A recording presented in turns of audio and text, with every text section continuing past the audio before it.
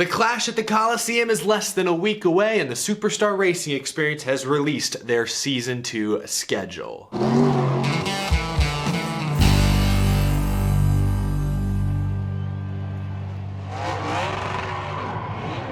How's it going, y'all? My name is Eric. Welcome to Out of the Groove. I hope you had a great weekend. We are less than 1 week away from NASCAR's 2022 debut, the Clash at the LA Coliseum. This Sunday, February 6th, I'll be there in person. I'm looking forward to hopefully seeing a lot of y'all out in California as well. Adam Stern from Sports Business Journal reported today that roughly 50,000 people are expected to attend the Busch Light Clash at the LA Coliseum. Solid crowd for what is going to be an extremely experimental NASCAR event. We've talked all about it in recent weeks. We'll do sort of a Clash preview before the weekend, but obviously this event is one of a kind, at least for now. I think if this event goes well, NASCAR will seriously take a look at the future of stadium races across not only the United States, but potentially even internationally. Could give NASCAR some pretty exciting options to weigh in the near future, but we'll talk about the LA Clash more later this week. I'm excited for it. Today, I'm not even gonna talk about NASCAR really. We're talking about a completely different series, the Superstar Racing Experience. That's right, the SRX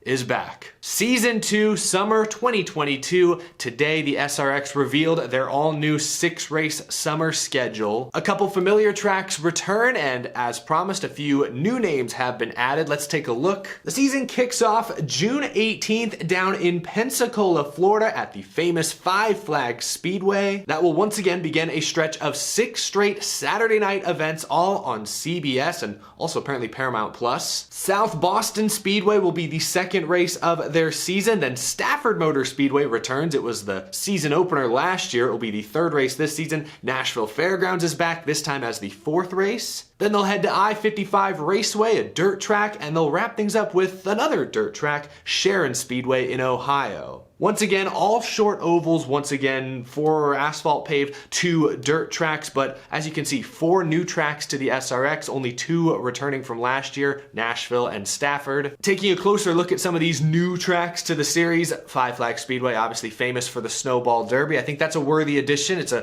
famous half mile, certainly the kind of venue that can handle a nationally televised race and large crowd, so that makes a ton of sense. I think it's cool that they're opening the season down there. South Boston Speedway, I mean, NASCAR's raced at South Boston. I think the Truck Series last raced there in the early 2000s, around 2002, 2003. Just under a half mile in length, 0.4 miles, located in Virginia. I think it'll be great. Then you got the 2 new dirt tracks. I-55 Raceway, otherwise known as Federated Auto Parts Raceway, located in Missouri. It's a dirt track owned by Ken Schrader, actually. It's a 1/3 mile banked dirt oval, so that's gonna change things up. Last year they raced at Eldora and Knoxville. Neither track has a ton of banking, and both are larger than a 1/3 mile. It'll be a little closer quarters here at I-55, but this is also a well-known dirt track. I'm excited to see what the SRX can do there. And then you've got Sharon Speedway in Ohio. It's a 3/8 of a mile dirt track. This one's actually owned by Dave Blaney, Ryan Blaney's dad, former NASCAR racer, of course, great dirt racer himself. So you've got a mix of paved and dirt ovals once again, but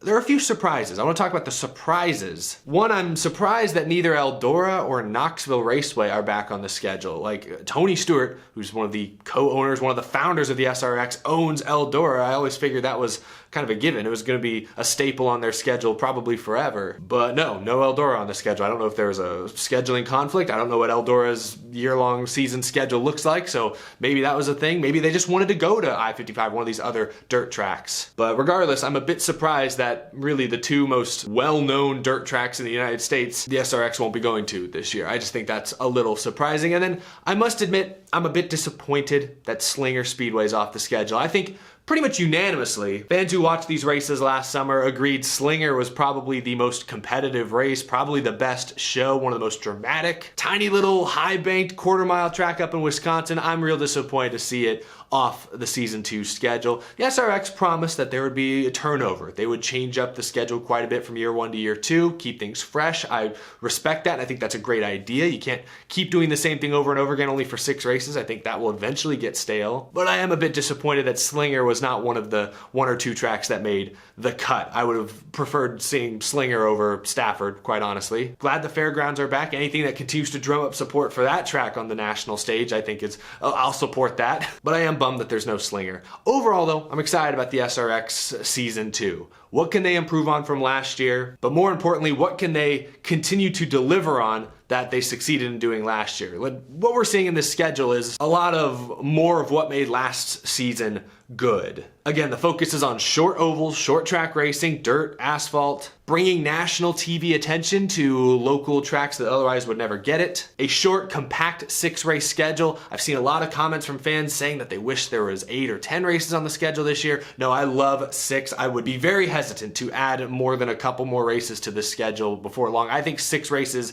it leaves the fans wanting more. Short and sweet, doesn't drag on. Every race is a can't miss event if you're a hardcore short track racing fan. That was one of the most effective aspects of the SRX last year, and they're sticking with it this year. So contrary to popular opinion, I think 6 races is a very good number. They're also continuing their focus on the South and Midwest regions of the United States. I know a lot of West Coast fans might be unhappy. I mean, they are racing at Stafford up in Connecticut, that's the Northeast. But Tennessee, Missouri, Ohio, Florida, it's clear they're going to maybe smaller markets that are, however, hotbeds for American racing fans. So they know where their bread is buttered. They're sticking in the regions they believe they'll be the most successful. I can't blame them for it, even though I'm sure many fans out on the West Coast, I know me over here in Texas, I'd like to see them cross the Mississippi at some point, but I understand why they're hesitant to do so. And one other thing worth noting, the season opens for them on June 18th, looking at the schedule here again. That is the first and one of the few off weekends for the NASCAR Cup Series this season. So honestly, a genius move for the SRX to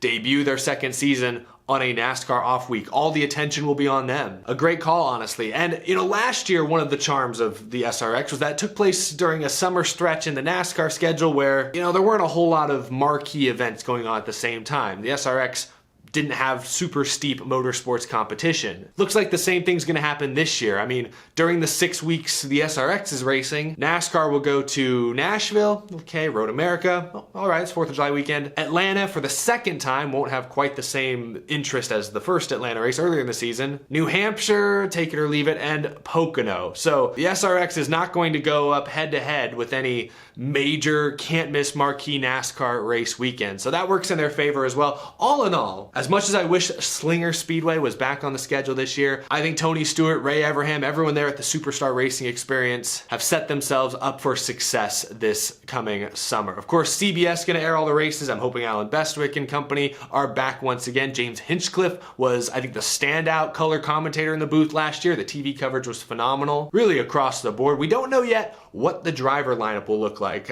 Tony Stewart, I think it's safe to say, will race in it. But how many of last year's drivers will return? How many new faces will they go get? Will there be more cars in the field than there were last year when there was, usually like 12, 13, 14 cars? That all remains to be seen, but we now finally know the schedule, so we can all start making our travel plans. I think that Nashville date, I might have that one circled.